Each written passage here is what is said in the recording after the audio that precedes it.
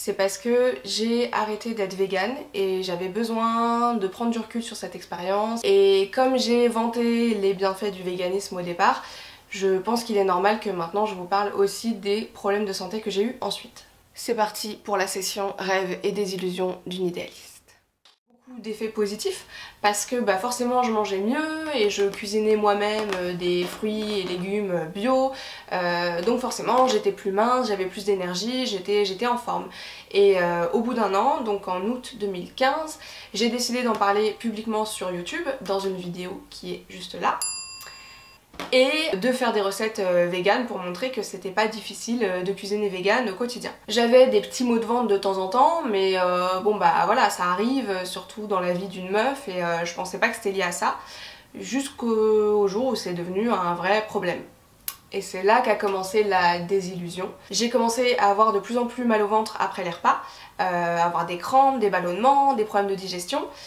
C'est pas sexy hein, mais je vous dis ce qui s'est vraiment passé. Du coup, j'ai cru que j'avais un problème, j'ai fait des analyses, j'ai fait des prises de sang, sauf que j'avais aucune carence et j'avais pas de bactéries nocives dans mes intestins. J'ai cru que ça venait de moi, que je mélangeais des mauvais aliments, que je mâchais pas assez, que je me tenais pas bien, pas assez droite et que du coup j'écrasais mon propre ventre.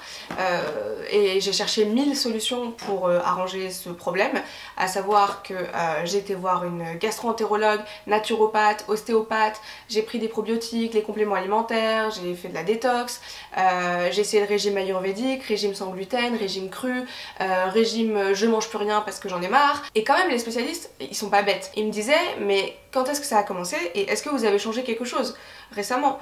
Et moi, au fond de moi, je savais bien que ça avait commencé à peu près au moment où j'étais devenue végane, mais je voulais pas l'admettre, donc je leur disais oui, je suis végétalienne, mais ça fait 1 an et j'ai pas eu de problème au début, donc ça doit pas venir de ça quoi. En gros, j'étais clairement dans le déni, mais je m'étais tellement monté la tête, je voulais tellement y croire que j'allais jusqu'à nier des problèmes de santé qui étaient de plus en plus gros. Jusqu'au jour où j'avais encore eu mal la journée et là ce jour-là je me suis dit non mais c'est pas possible, ce soir je rentre et je fais 3 heures de recherche sur le sujet des maux de ventre liés au véganisme etc.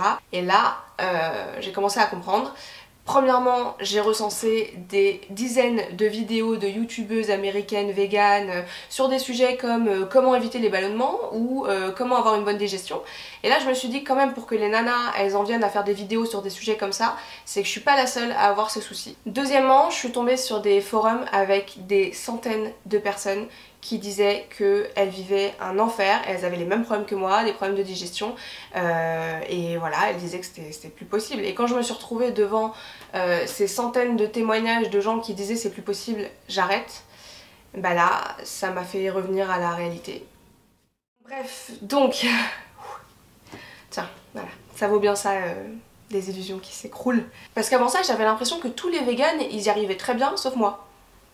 Donc je comprenais pas. Là j'ai compris que non. Du coup j'ai récupéré une partie de ma lucidité et je me suis dit bon je vais réintégrer un petit peu de produits animaux petit à petit et voir comment ça se passe. Et là ça a vraiment été la délivrance parce que ça a commencé à aller mieux et que j'ai compris qu'en fait c'était pas à moi.